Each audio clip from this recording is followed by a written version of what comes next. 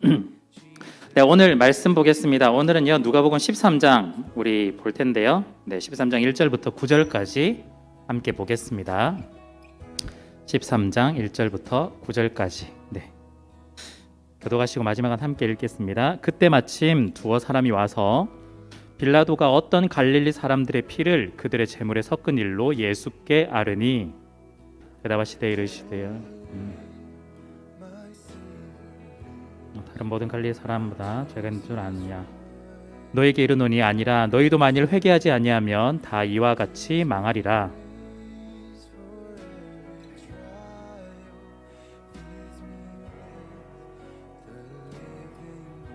너에게 이르노니 아니라 너희도 만일 회개하지 아니하면 다 이와 같이 망하리라. 예, 비유로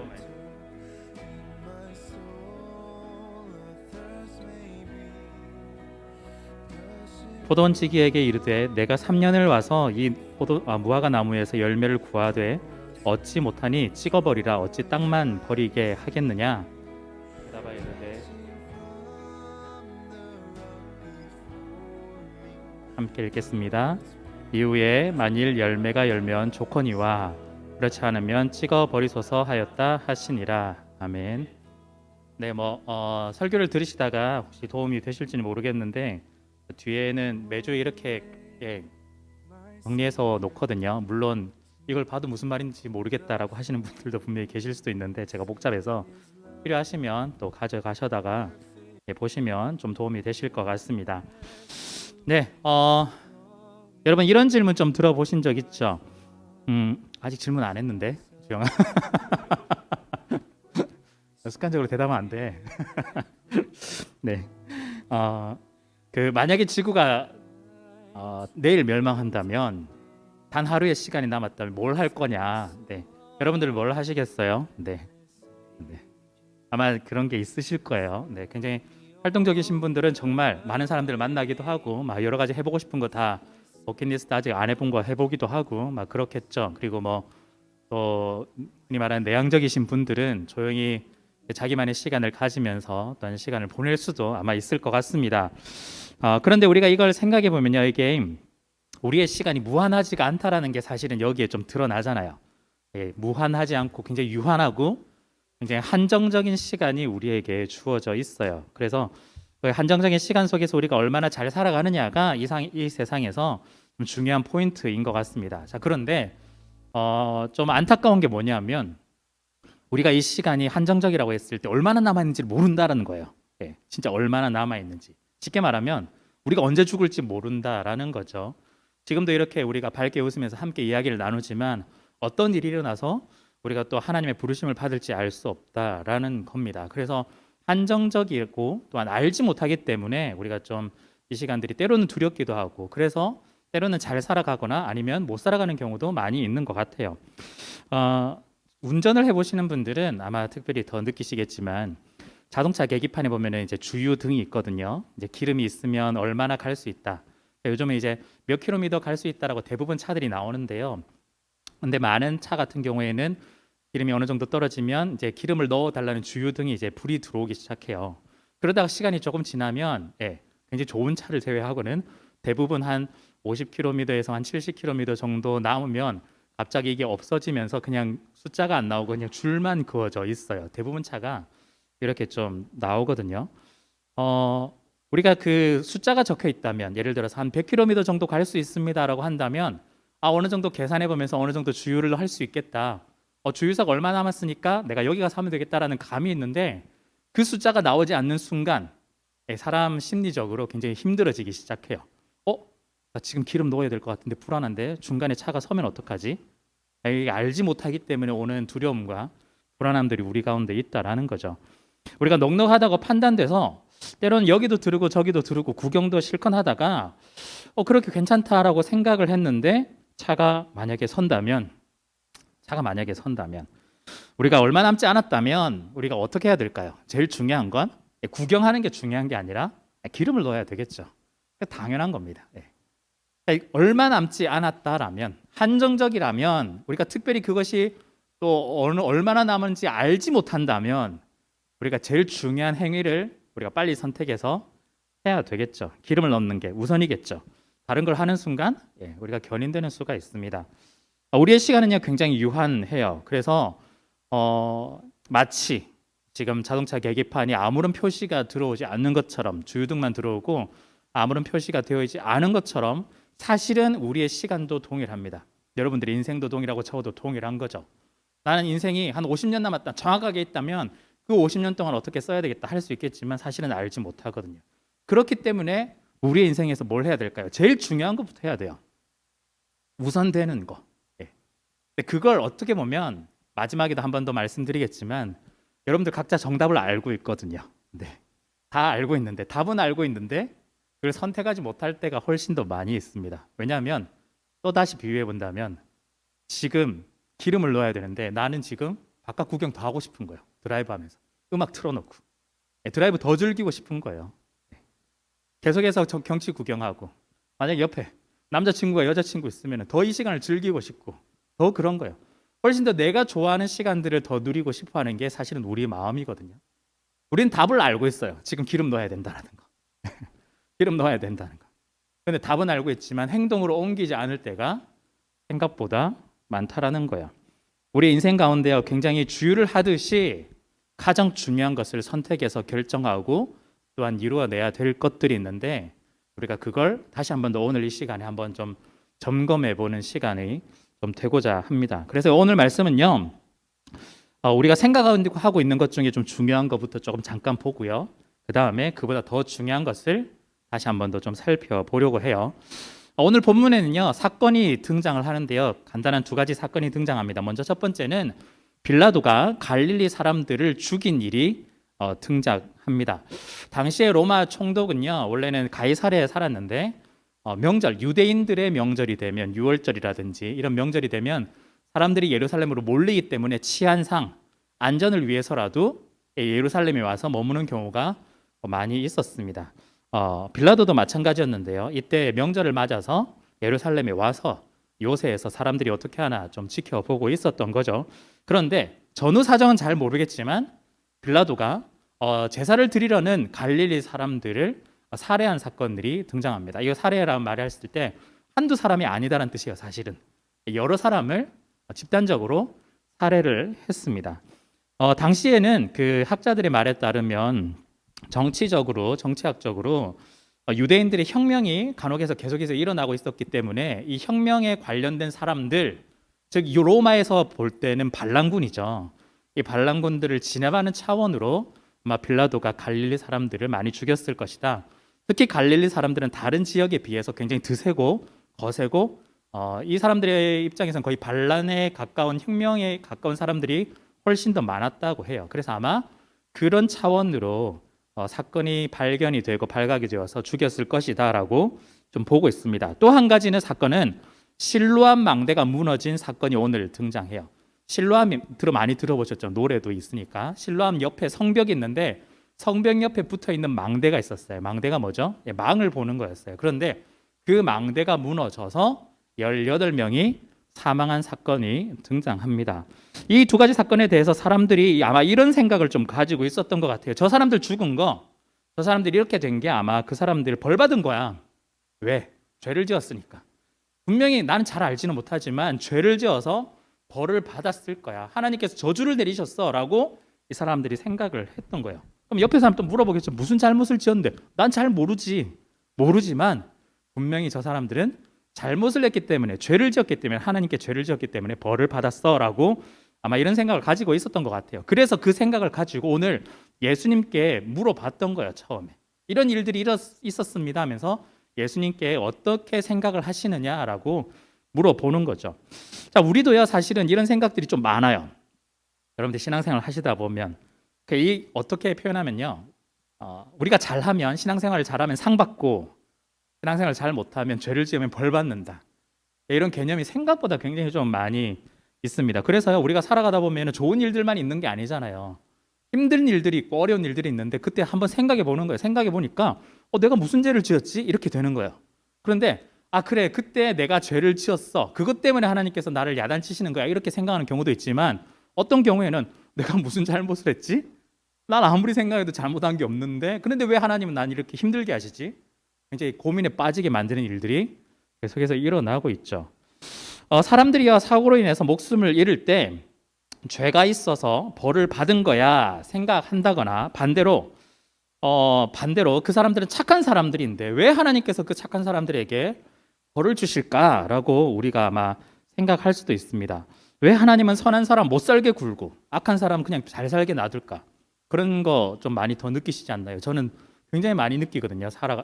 여러분들하고 제가 뭐 몇 살 차이가 나진 않지만 많이 느끼거든요. 왜 착한 사람들은 빨리 무슨 일이 일어나고 나쁜 사람들은 왜 더 떵떵거리며 잘 살아갈까? 이런 이 분노가 좀 치밀어 오르는 거죠. 그런 생각 분명히 우리 가운데도 있습니다. 근데 예수님 뭐라고 대답하셨을까요? 오늘은 이렇게 대답을 하십니다. 오늘 뭐라고 대답하시냐면 너희는 이 갈릴리 사람들이 죽었잖아요. 이같이 해 받음으로 다른 모든 갈릴리 사람들보다 죄가 더 있는 줄 아느냐 이렇게 얘기했어요. 그리고 똑같이 또 대답하시는데요. 실로암에서 망대가 무너져 치어 죽은 18사람이 예루살렘에 거한 다른 모든 사람들보다 죄가 더 있는 줄 아느냐라고 예수님이 이렇게 대답을 하고 있습니다. 자, 여기서 우리가 두 가지를 특별히 좀 생각을 해보려고 하는데 먼저 첫 번째는요. 모두가 죄인이다라는 점이에요. 먼저 결론부터 좀 말씀을 드리는 건데 모두가 죄인이다라는 점입니다. 우리가 마음에는요. 선한 사람 상 받고 악한 사람 벌 받는 거 당연합니다. 그래야만 해요 또. 저는 진짜 그렇게 믿어요. 그 선한 사람은 당연히 상을 받고 악한 사람 벌을 받아야죠. 그게 세상 사는 이치겠죠. 그런데 한 가지 문제가 좀 있습니다. 선한 사람과 악한 사람 우리가 구별할 수가 있느냐라는 거예요. 여러분 구별하실 수 있으신 분이 계신가요? 저는 그걸 만약에 하신다면 정말 부러울 것 같은데 사실은 불가능하다는 거예요. 여러분들 스스로를 보실 때 여러분들이 선한 사람인 것 같은가요? 악한 사람인 것 같은가요? 딱 잘라 얘기할 수가 없어요. 어떨 때는 마음이 여려서 도와주기도 하고 선을 행하기도 하면서 선한 사람인 것 같아 보이는데 어떨 때는 제가 죽었으면 좋겠어 막 이러면서 마음에 분노가 치밀어 오르는 악한 사람이 또 변하는 거죠. 우리의 삶은 사실은 살펴보면 선한 사람인지 악한 사람인지 확인을 할 수가 없다는 거예요. 확인할 수 있는 사람이 있을까요? 없다라는 거예요. 그게 제일 큰 부분입니다. 우리가 구분을 좀 하려고는 하지만 선과 악을 우리가 규정 짓는 그 기준이 굉장히 애매모호하고 우리가 그걸 확실하게 판단할 수가 없다라는 게 가장 큰 문제입니다. 왜 그럴까요? 사실은 성경이 답을 해주고 있거든요. 로마서에 보면 이렇게 이야기해요. 로마서 3장 10절에 의인은 없나니 하나도 없으며 알고 보니까 선한 사람이 없다라고 이야기해요. 그리고 로마서 3장 21절에 모든 사람이 죄를 범하였음에 하나님의 영광에 이르지 못하더니 이렇게 이야기를 하고 있습니다. 사실 세상의 기준으로 보면요 선한 사람이 있어요. 우리가 보기에 착한 사람이 있어요. 당연히 있어요. 그렇지만 그 기준은요 이 사람이 볼 때 선한 사람이지만 저 사람이 볼 때는 선하지 않을 수도 있어요. 그러니까 기준이 명확하지 않다라는 거예요. 그러니까 서로 모두가 확정짓고 동의하고 그래 저 사람은 모든 국민이 합의해서 선한 사람이야라고 얘기한다면 모르겠지만 그럴 수가 없거든요. 대부분 다 그렇지가 않다라는 거예요. 불분명한 고무줄 잣대 같은 그런 기준으로 서로가 서로를 보고 자기 자신을 보기 때문에 선하다라고 말할 수 있는 근거도 없고 또 무작정 악하다고 얘기할 수 없다라는 거예요. 그러니까 기준이 우리에게 있지 않다라는 거예요. 그렇다면 누가 기준이 되느냐? 하나님이 우리의 기준이 되시죠. 하나님이 우리의 기준이 된다는 거예요. 우리의 눈에는 선한 사람이 있어 보이지만 하나님이 보시기에는 선한 사람이 없다라는 거예요. 아담의 타락 이후에는 모든 사람이 죄인이다라고 분명하게 이야기를 합니다. 따라서요 우리가 이렇게는 말할 수 있겠죠. 선한 사람 복을 받고 악한 사람 벌 받아 권성징악 이렇게 이야기는 충분히 할 수 있지만 그렇지만 결론적으로 말할 때 누구도 자신의 선한 것으로 인해서 복을 받을 자격이 있는 사람이 없다라고 우리는 이야기를 할 수 있습니다. 왜냐하면 선한 사람이 없기 때문에 복 받을 만한 선한 자격이 있는 사람 자체가 없기 때문에 우리는 복을 받을 수 있는 그 자격조차도 없다라고 말할 수가 있는 거죠. 그래서 우리가 하나님께 이야기할 때 하나님 왜 착한 사람이 벌 받아야 되나요? 사실은 그게 우리의 입장인 거예요. 충분히 이야기할 수 있습니다. 그게 무작정 잘못됐다가 아니라 우리의 마음 가운데 우리의 감정 가운데 그 사람을 생각하고 그 사람을 위로하고 그 사람을 바라본다면 충분히 이야기는 할 수 있죠.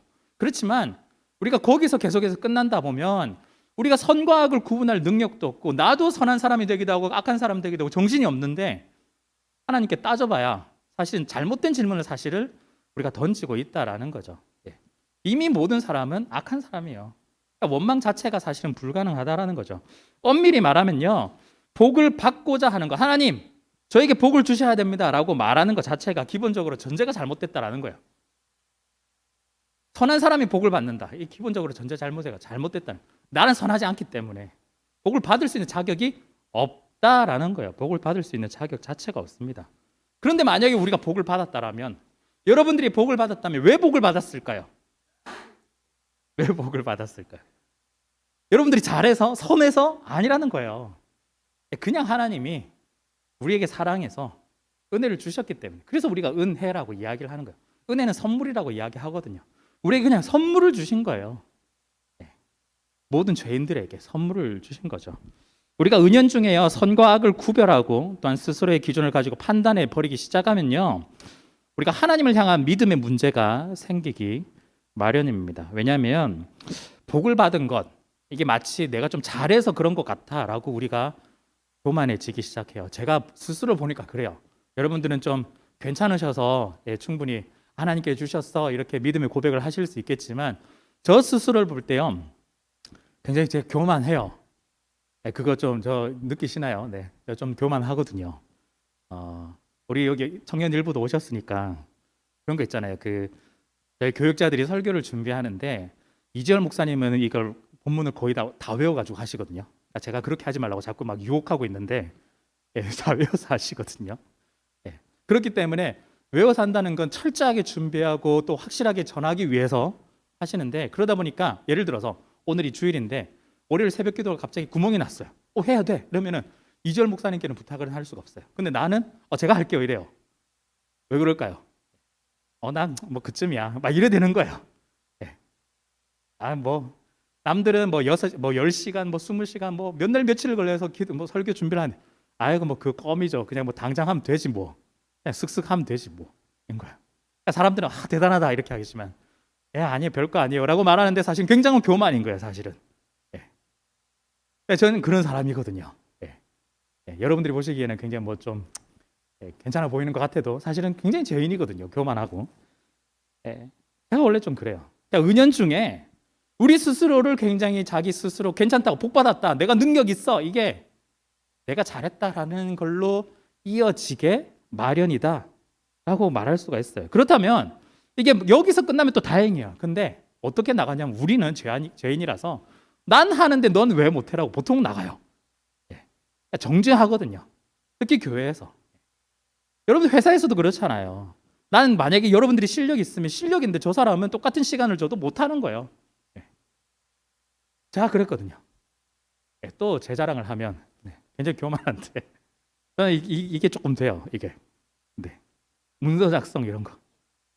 막 어떤 기획서를 만들고 프로젝트를 하고, 교회에서도 그런 게 좀 필요하니까 하다 보면 하지 이런 막 하면 한 10장짜리 만들고, 남들이 보면 있어 보이고 막 할 수 있거든요. 근데 똑같은 시간을 줘도 다른 분들은 그게 힘든 거예요. 나중에는 어떻게 되냐면, 너 왜 못해? 약간 이렇게 나오는 거죠. 이제 교만한 거죠. 교회에서든 직장에서든 사실 이런 것들이 굉장히 많이 늘어납니다. 내가 하기 시작하면 그래요. 내가 기준을 가지고 있으면 그 문제가 생기기 시작한다는 거예요. 여러분, 이걸요, 우리 기준이 아니라는 걸 넘어서야 돼요. 예수님을 한번 생각해 보세요. 예수님이 십자가에 달리셨을 때 사람들은 모두 저주받았다라고 얘기했거든요. 왜일까요? 그때서 모든 사람들은 나무에 달리는 자마다 저주를 받았다라고 했기 때문에. 예수는 저주의 죽음을 받은 사람이었어요. 저주의 죽음을 받았어요. 왜 달렸을까요? 사람들이 모두 다 생각했죠. 죄를 지었으니까, 잘못했으니까, 하나님을 빙자했으니까 다 그런 얘기를 했어요. 근데 우리는 알잖아요. 예수님이 십자가에서 달리신 게 우리의 죄 때문에 달리셨지 자기 죄가 아니거든요. 죄 없으신 예수님께서 우리의 죄를 대신 뒤집어 쓰시고 십자가에 달리신 거거든요. 우리의 인식을 가지고 자꾸 선과 악을 보기 시작하면 예수님도 사실은 우리가 비난해야 돼요. 저렇게 잘못된 거 결국에는 잘못을 했으니까 벌 받은 거 아니냐.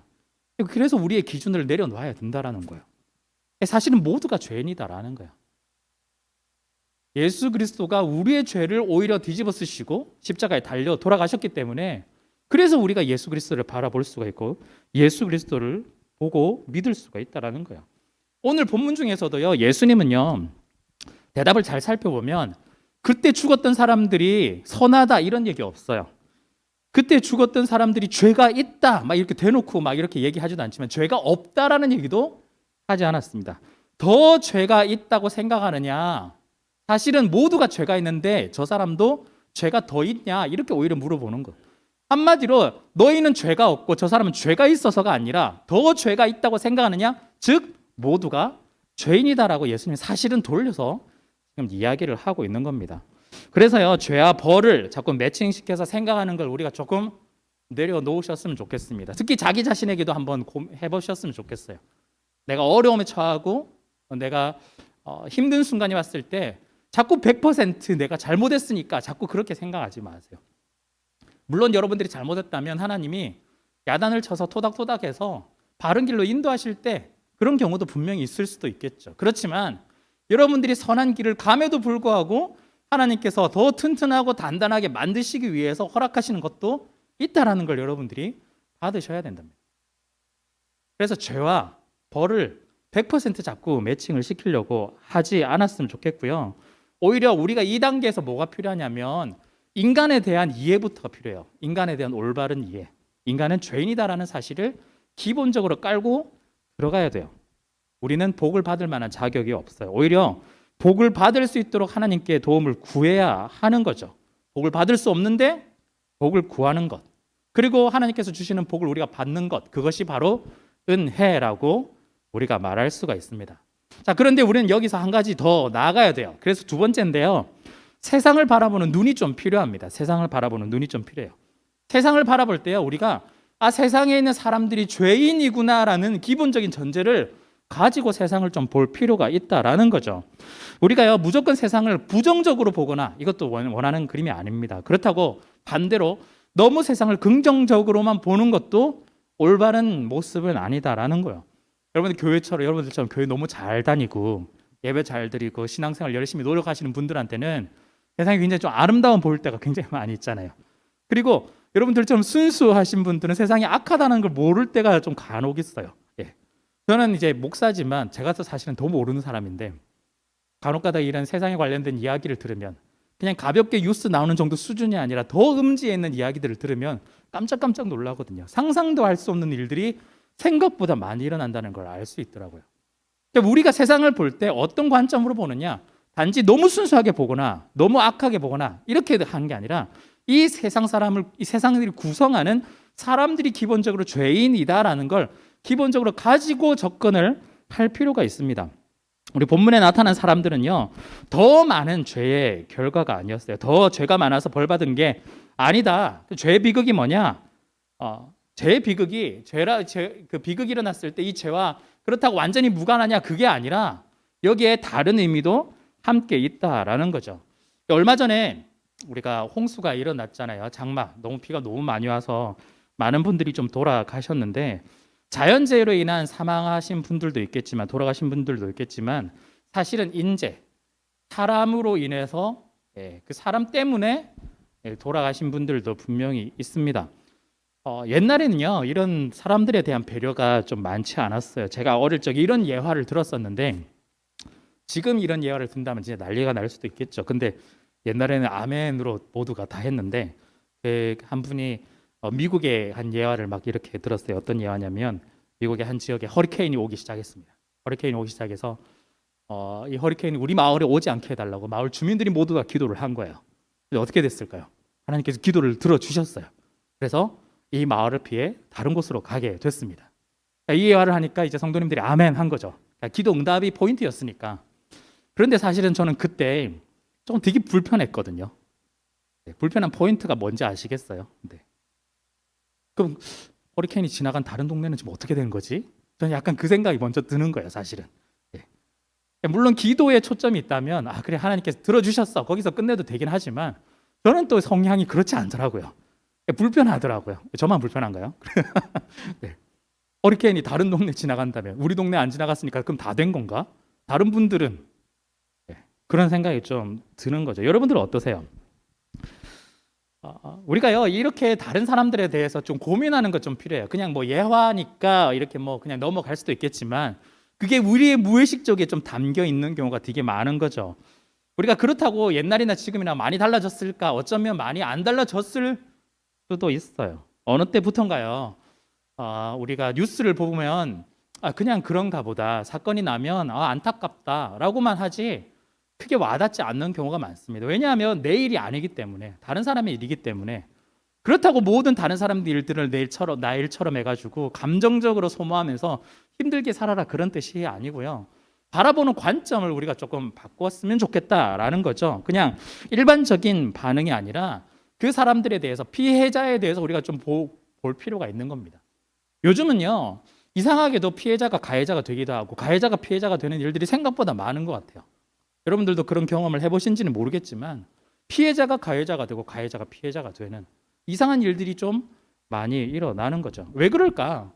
여러 가지 분명히 무슨 이유가 있겠지만 그 사건의 원인을 찾다 보니 사건이 굉장히 좀 복잡할 때도 있고 또한 책임자를 찾다 보니까 책임이 묻기가 참 애매한 경우도 있어요. 그런데 시간이 지나가서 얘기하면 누군가 큰 목소리 있는 사람들이 좀 크게 이야기하면 그 사람이 피해자가 되기 시작하는 거예요. 목소리가 적으면 가해자가 되기 시작하는 거예요. 특별히 잘못한 것도 없는데. 이런 일들이 굉장히 좀 많아지는 경우도 있는 거죠. 물론 우리가 세세하게 또 살펴보고 따져보면 개인적인 문제도 분명히 있을 수 있습니다. 죄인이니까. 그 사람이 잘못한 것도 있고 법적으로 문제가 있는 것도 있고 당연히 있을 수도 있겠죠. 이걸 배제하지 않는다는 뜻이 아니에요. 분명히 있어요. 있지만 알고 보면요. 생각보다 조직의 체계, 시스템, 구조적인 문제도 분명히 있다라는 거예요. 예.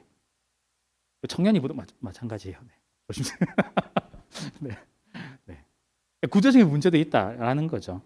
실로암 망대가 무너진 이유가 뭘까? 오늘 본문에 굉장히 아주 그냥 간단하게만 소개되어 있거든요. 망대가 무너져서 18명이 죽었다. 망대가 왜 무너질까? 부실공사예요. 쉽게 말하면. 돌로 굉장히 단단하게 쌓아서 올린 그 성벽 그리고 그 옆에 있는 망대인데 어쩌면 나무로 이렇게 잘했을 텐데 그 사람들이 그냥 횡령하고 나무 부실 그냥 막 썩어가는 그런 나무 그냥 쌓아놓고 대충 묶어놓고 그런 거예요. 그러니까 무너지죠. 부실공사예요. 근데 사람들은 뭘 자꾸 생각하죠? 저 사람들이 죄가 있으니까 그런 거 아니야. 잘못했으니까 그런 거 아니야.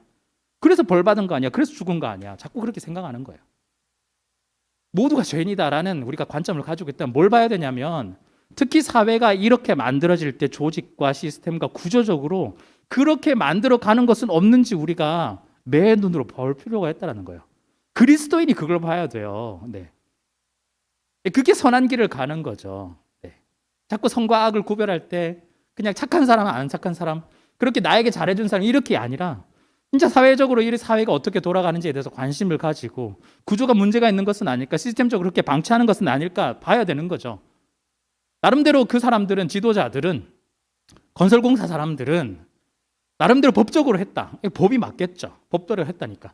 그런데 그 법이 너무나 허술해서 그렇게 사람이 죽고 나서도 아무런 문제 없는, 그렇게 사람을 죽게 만들어버린 문제라면 구조적으로 문제가 있는 거 아닐까. 바꿔야 된다라는 거예요. 관심을 가져야 된다라는 거예요. 여러분 성경에 보면 고아와 과부 이야기가 많이 나오잖아요.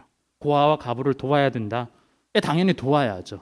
그런데 우리가 모든 걸 여기서만 그치는 것이 아니라 믿는 사람은 그 뒤에 한 단계를 더 들어가야 된다는 거예요. 왜 고아와 과부가 많이 있을까?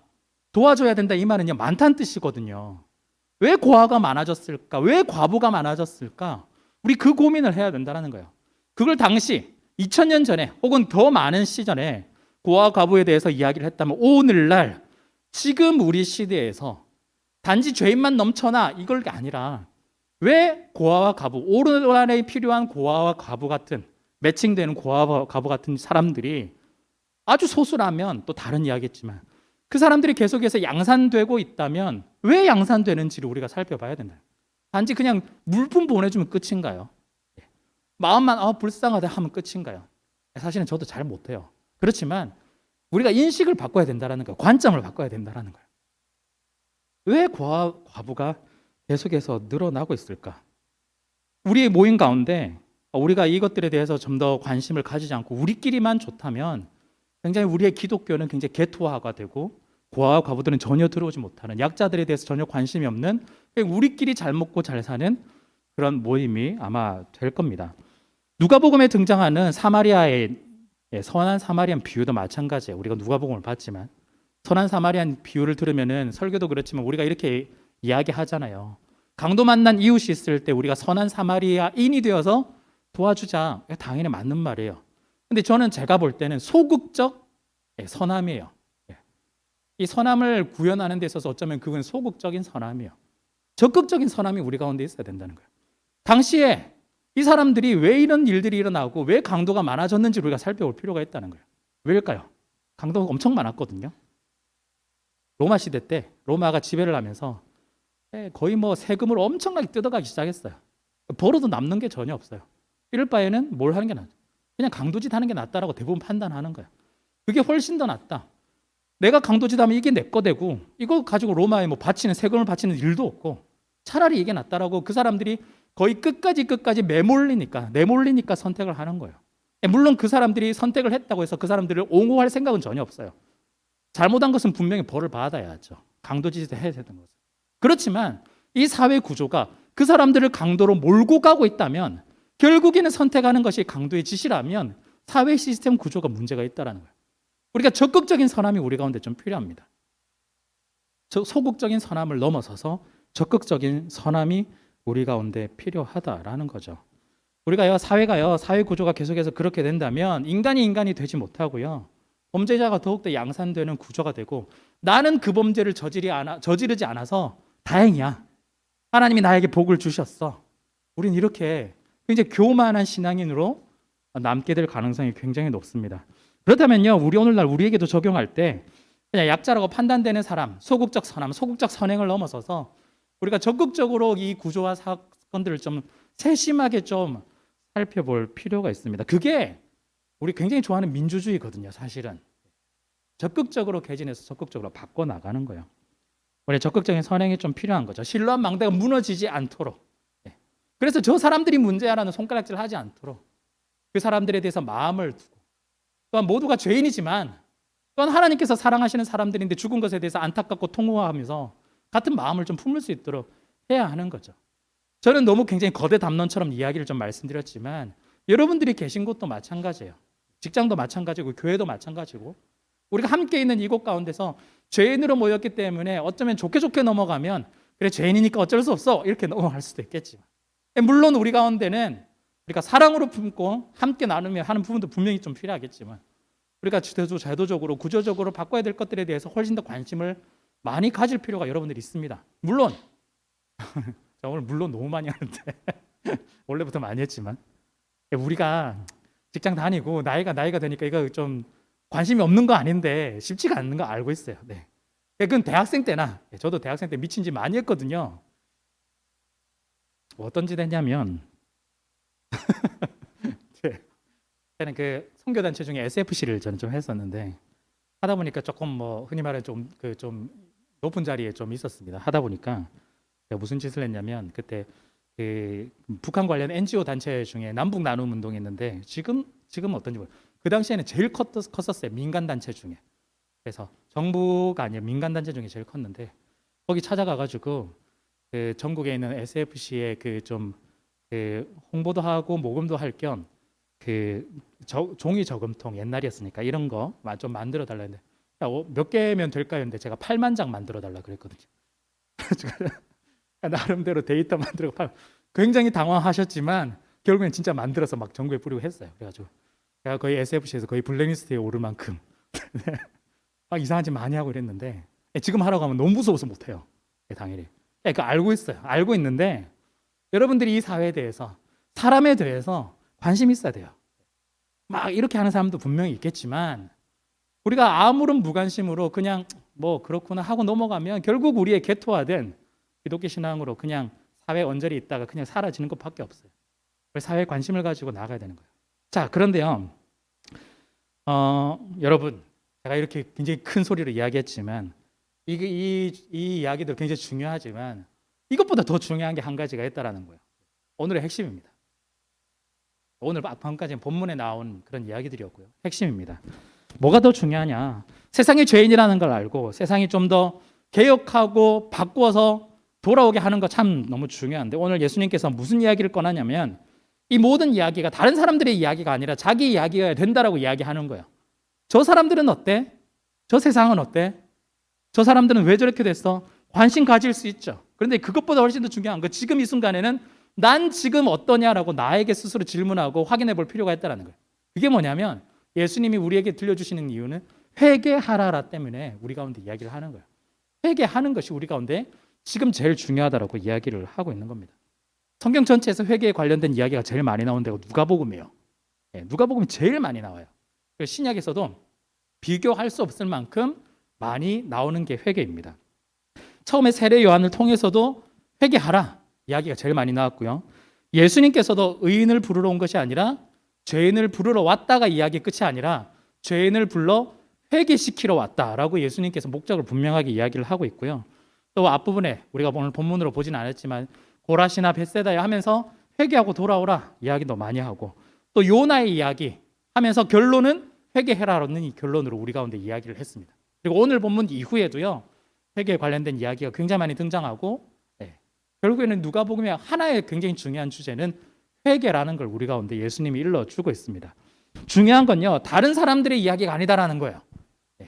지금 여러분들이 지금 마치 운전하면서 창밖에 막 지나가고 있는 그것 때문에 훨씬 더 관심 많이 가지고 관심 가져야 돼요. 하지만 지금 중요한 거 내 기름을 넣어야 되는데 그 중요한 건 잊어버리고 다른 것에 훨씬 더 많이 관심을 가지고 있다는 거죠. 중요한 건 중요한데 내 것부터 해결하고 그 다음 단계를 좀 넘어가면 참 좋을 것 같습니다. 하나님이 왜 이런 사건을 두고 회개하라고 하셨을까? 왜 이런 회개하라고 하셨을까? 그 죽었던 사람들이 이렇게 죽을 줄 몰랐거든요. 한마디로 여기서 그 사람들의 죽음에 대해서 죄가 있다 없다 이야기를 하시는 게 사실은 더 목적이 아니라 급작스럽다, 갑작스럽다, 언제 올지 모른다라는 걸 이야기하기 때문입니다. 우리의 인생은 유한하기 때문에, 시간이 한정적이기 때문에 우리 가운데 우리가 언제 하나님의 부르심을 받아서 갈지 모른다라는 거야. 어떻게 해야 될까요? 제일 중요한 것부터 해야 된다라는 거예요. 제일 중요한 것부터. 제일 중요한 거. 그게 회개란 거죠.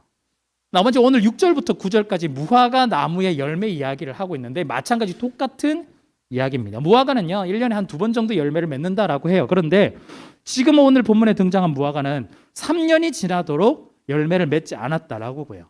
3년은요 실제 숫자 3년이라기보다는 충분한 시간을 주었다는 뜻입니다. 충분한 시간, 넉넉한 시간, 열매를 맺을 수 있는 충분한 시간을 주었음에도 불구하고 하지 않았다. 그랬더니 포도원 주인이 없애버려 했는데, 포도원을 관리하는 사람이 뭐라고 하냐면 1년만 더 시간 주십시오. 제가 열심히 거름도 주고 물도 주고 열심히 또 관리를 해보겠습니다. 그런데 1년이 지나도 열매를 맺지 않으면 그때 잘라 주십시오라고 이야기를 하는 거예요. 무슨 말이냐면 회개를 하는 데 있어서 시간이 한정적이다라는 거예요. 우리가 잘릴 수도 있다는 거예요. 열매를 맺지 않으면. 회개의 열매를 맺지 않으면 잘릴 수도 있기 때문에 그 시간까지 우리가 회개의 열매를 맺어야 된다라는 거죠. 여기서 무화과 나무의 열매가 맺지 않은 그 책임이 누구한테 있을까요? 예수님은 분명히 이야기하는데 이 주인 혹은 기르는 사람, 이 사람한테 책임이 있다고 얘기 안 해요. 충분히 시간 주고 충분히 거름 주고 충분히 줄 걸 다 줬다. 결국 열매를 맺지 않은 무화과 나무에 있다라고 이야기를 분명하게 이야기해요. 그래서 예수님이 정말 사랑에 그런 마음이었다면 계속해서 놔두라고 하겠지만 얘가 맺지 않기 때문에 그냥 잘라버리라고 하는 겁니다. 한정적인 시간이 우리 가운데 주어졌다라고 하는 거예요. 자, 그렇다면요, 여러분들 회개가 뭘까요? 자꾸 회개하라 회개하라는데 내가 오늘 좀 잘못한 거 그냥 잘못했습니다 얘기하는데 회개일까요? 그게 아니라는 거예요. 회개는요, 죄를 뉘우치는 것, 여기서 그만두는 게 아니라 플러스 돌이키는 것, 두 가지가 합쳐진 게 회개입니다. 내가 잘못한 것 같은데 이제부터는 안 해야지 라고 하는데 여전히 하고 있다면 회개가 아니라는 뜻이에요.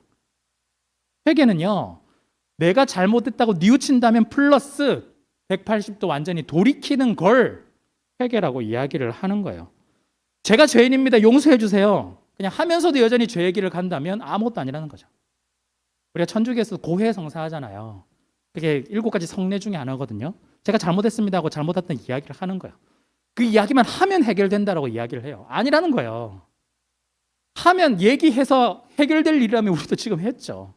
회개는요, 얘기해서 내 마음대로 여전히 살아가는 것이 아니라 악의 길이 아닌 하나님의 길을 다시 한 번 더 선택해서 돌이키는 것, 그것이 회개다라고 하는 거야. 제가 처음에 차량 주유 이야기를 했는데요.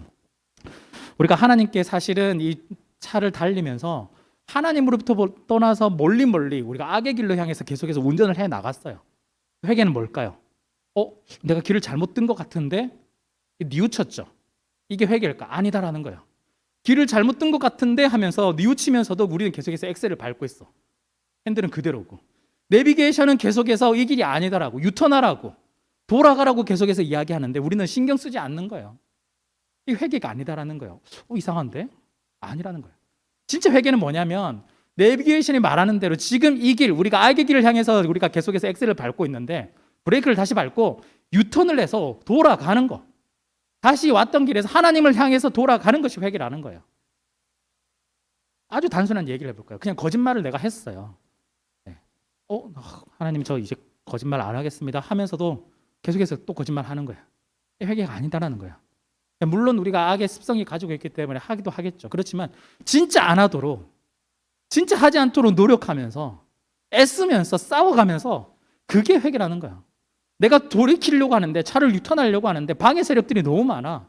그걸 이겨내면서 결국에는 유턴으로 내가 하나님이 원하시는 그 길을 향해서 나아가는 것이 회개다라는 거예요. 그게 회개다라는 거예요.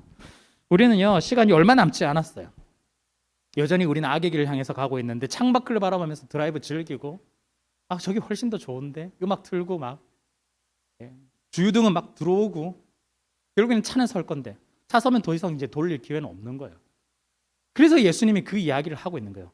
오늘 실로암 망대 이야기, 빌라도가 사람 죽인 이야기, 우리가 관심을 가지고 세상의 악하고 그 악에 대해서 우리가 또 개혁해 나가고 만들어 나가고 너무너무 중요합니다. 해야 됩니다. 하지만 그 앞서서 내가 제일 먼저 해야 되는 것, 내가 먼저 돌이키는 것, 내가 죄인이라는 걸 깨닫고 하나님 앞에 설 때 그 다음 단계 일들이 시작되는 거예요. 내가 은혜를 받아야만 사람들도 은혜가 있다는 거 알겠죠. 내가 하나님으로부터 사랑을 받아야만 이 사람들도 사랑이 필요하다면서 내가 세상을 바꿔 나가겠죠. 내가 하나님의 은혜도 모르는데 하나님의 사랑도 모르는데 뭘 바꾸겠어요. 이건 여러분들만 하는 이야기 아니라 저한테도 사실은 동일하게 하는 이야기예요. 저도 똑같은 죄인이기 때문에 저도 회개가 필요한 거예요. 그래서 오늘요, 예수님께서 말씀하실 때 회개하라, 그리고 회개하지 아니하면 망한다라고 할 때, 이 망하는 것, 저 사람들처럼 똑같이 된다 이런 뜻이 아니라 언제 죽을지도 모르는 그 상황 가운데서 우리에게 심각성을 사실은 깨우쳐 주기 위해서 얼마 남지 않았다, 회개하라라고 이야기를 계속해서 하고 계시는 겁니다. 여러분, 세상에요, 많은 사건 사고가 일어나기도 하고, 또한 때로는 그 일 가운데 전혀 모르는 사람들이 돌아가시기도 하고, 또한 때로는 또한 나의 일이기도 하는데, 나 저런 일 안 받았으니까 그냥 복 받았어 라고 우리가 착각하면서 그냥 막 살아가지 않았으면 좋겠습니다. 나 하나님 믿으니까 아무 일 일어나지 않는 거야, 이렇게 너무 교만하지 않았으면 좋겠어요. 말씀드렸지만 죄와 벌은 그대로 매칭되지 않아요. 우리가 하나님의 길을 가도 우둘투둘한 길을 갈 때도 있고요, 정말 비포장 도로의 길을 갈 때도 있어요. 그러면 하나님 왜 이렇게 힘든 곳을 주시나요? 할 때도 있겠죠. 내가 잘못해서? 아니라는 거예요. 하나님의 길을 감에도 불구하고 하나님께서 그 길을 허락하실 때도 있다라는 거죠. 그런데 그렇지만 우리가 가는 길은 악한 길이 아니라 하나님의 길을 향해 나아갈 때 훨씬 더 의미가 있다라는 겁니다. 그래서요, 여러분, 우리가 훨씬 더 중요하게 생각하고 관심을 두어야 될 건 하나님을 향해 나아가는 회개, 그리고 시간이 얼마 남지 않았다라는 시간의 급박성을 기억하시면서 여러분들 인생 가운데서 가장 중요한 것을 지금 당장 그리고 먼저 실천하셨으면 좋겠습니다. 하나님께서 우리에게 벌 내리시는 걸 좋아하시는 분일까요? 아니에요. 시간 막 재가면서 너 얼마 초 안 남았어 이러면서 막 우리를 협박하시는 분일까? 그렇지 않다라는 거예요. 사실은 하나님은 우리 모두가 하나님께로 돌아오기를 계속해서 기다리고 인내하시는 분인 사랑의 하나님이시거든요. 그 사랑에 우리가 보답하며 우리가 나아갔으면 좋겠습니다. 하나님 원래 사랑의 하나님이시니까 어차피 구원해 주시는 거 아니야 하면서 막 살아가지 말라는 거야. 결국에는 회개는 아까 말씀드렸지만 무화과 나무에게 책임이 있지 그 주인에게 책임이 있는 거 아니야. 여전히 기다렸으니까 우리는 결국에는 선택해서 회개 열매를 맺어 나가야만 합니다. 여러분, 오늘 말씀을 좀 드렸는데요, 제가 뭐 제목도 나오지만 회개하라고 말씀드렸지만 사실은 우리가 뭐가 중요한지는 여러분들 스스로가 정답을 다 알고 계시거든요. 네, 제가 일일이 묻지는 않았지만 다 알고 계실 거예요. 내 인생에 있어서, 내 신앙에 있어서, 내 삶에 있어서 가장 중요한 것이 뭔지 여러분 다 아실 겁니다. 그렇다면 여러분 그 중요한 걸 하십시오. 네, 쉽지는 않겠지만 하십시오. 가장 우선되는 걸 여러분들이 하시면 좋겠습니다. 이런 걸 막는 것들이 있겠죠. 먹고 사는 문제들도 분명히 있을 거고 진로의 문제도 분명히 있을 거고 할 텐데 여러분들이 잘 아시기 때문에 결정하셨으면 좋겠습니다. 그래서 우리가 회개의 길을 갔으면 좋겠어요. 나의 길을 돌이켜서 주님의 길을 갈 수 있도록, 그리고 뉘우치는 것에서 끝나는 것이 아니라 180도 돌이켜서 갈 수 있도록 주님의 길을 가며 내가 주유등에 있는 것들을 다시 한 번 더 주님의 것으로 가득 채워 나가며 하나님의 길을 우리가 나아갈 때 그때 하나님의 길을 가면서 창밖도 볼 수 있는 거죠. 음악도 들을 수 있는 거죠. 주와 같이 길 가는 것 즐거운 일 아닌가 하면서 굉장히 비포장길 달리고 있음에도 불구하고 그렇게 고백할 수 있는 겁니다. 우리가 굉장히 중요한 문제입니다. 네. 그래서 예수 그리스도를 선택하시고 회개하시는 여러분들, 그리고 회개의 은혜를 베풀어 주시는 주님을 만나는 여러분들이 되시기를 간절히 바랍니다. 아멘.